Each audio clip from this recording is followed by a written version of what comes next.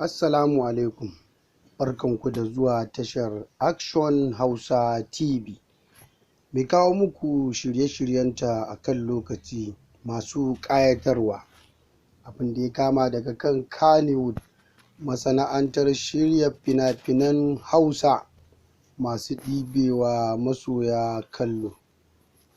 A yau kuma mun kawo muku labari ne kan 'yar gidan Ali Nuhu, wato Fatima Ali Nuhu, wacce ta ci sunan kakarta wato Fatima Kediram Digema, wacce Ali Nuhu ya fi so a rayuwarsa. Fatima dai 'yar gidan Ali Nuhu ce wacce kowa ya riga ya sani, wacce ita ce babbar 'yarsa, wato ƙaninta kuma shine Ahmad Ali Nuhu. Yau kuma abin ya zo da sabon salo, wanda aka ga Hamisu Breaker ya yi wa Fatima waƙa, inda a waƙar tasa ne ma har yake cewa, Fatima na ganki sai na zo da soyayya. Wannan waƙa dai da Hamisu Breaker ya yi ta ja hankalin mutane, kasancewar Hamisu Breaker bai cika yin waƙa ya ambaci suna ba, sai dai waƙa bisa soyayya, amma wannan karan sai yi a kan Fatima. Wayannan dalilai ne suka sa aka ga cewar lallai Hamisu Breaker yana ƙaunar 'yar gidan Ali Nuhu kenan, ko kuwa abin ba haka yake ba. Fatima dai 'yar gidan Ali Nuhu kowa ya sani makaranta take yi. Tun kwanakin baya ne aka samu Fatima Ali Nuhu ta yi wasu fina-finai ita da ƙaninta, da kuma inda ta fito da mahaifinta.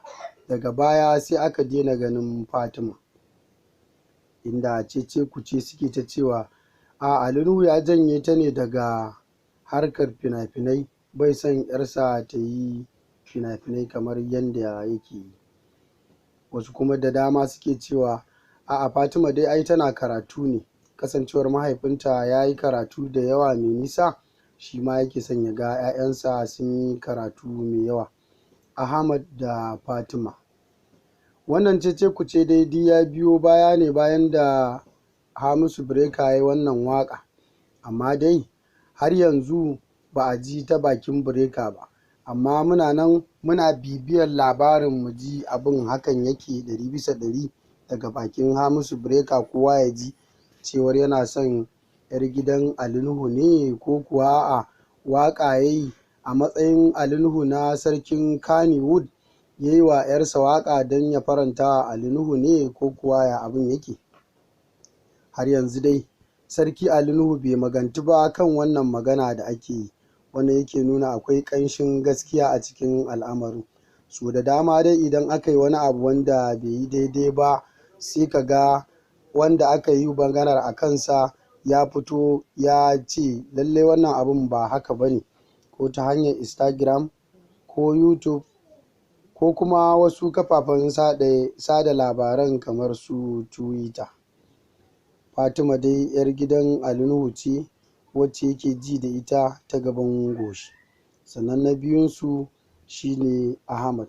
Hamisu Breaker kuwa kowa ya riga ya sani babban mawaƙi ne wanda yake tashe a yanzu, inda ya yi waƙar da ta ja hankali, wato waƙar Jaruma, inda ko a kan YouTube ma aka samu waƙar Hamisu Breaker ta yi tashen da ba duk waƙa ce ta yi ba, inda wannan waƙa tashi ta Jaruma ta ja hankalin mutane, har mutane sama da miliyan 1 suka kalli wannan waƙa ta Hamisu Breaker.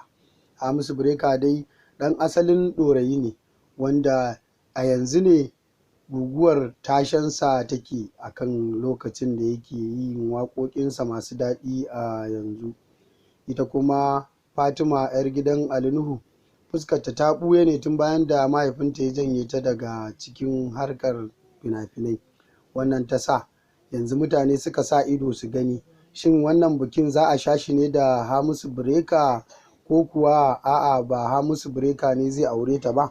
Ko da a kwanakin baya ma an nuna wani bawan Allah fari kyakkyawa, inda aka ce shi yake neman ya auri 'yar gidan Ali Nuhu.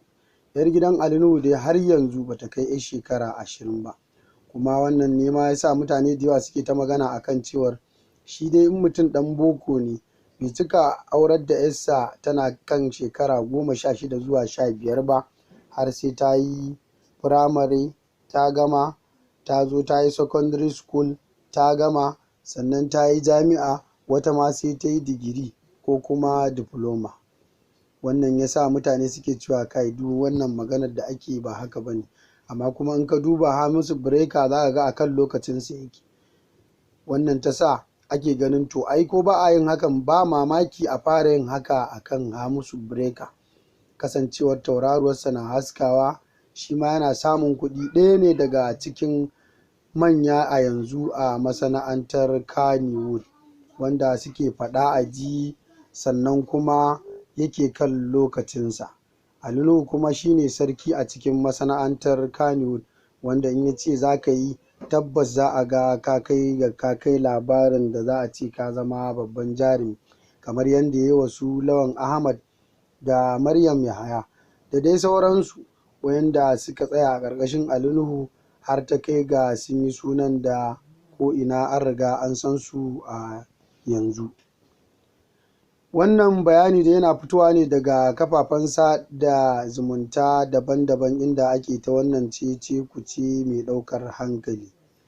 In yau ka fara haɗuwa da mu a wannan tasha tamu ta Action Hausa TV, to ka danna mana subscribe don samun shirye-shiryenmu masu daɗi a kan lokaci.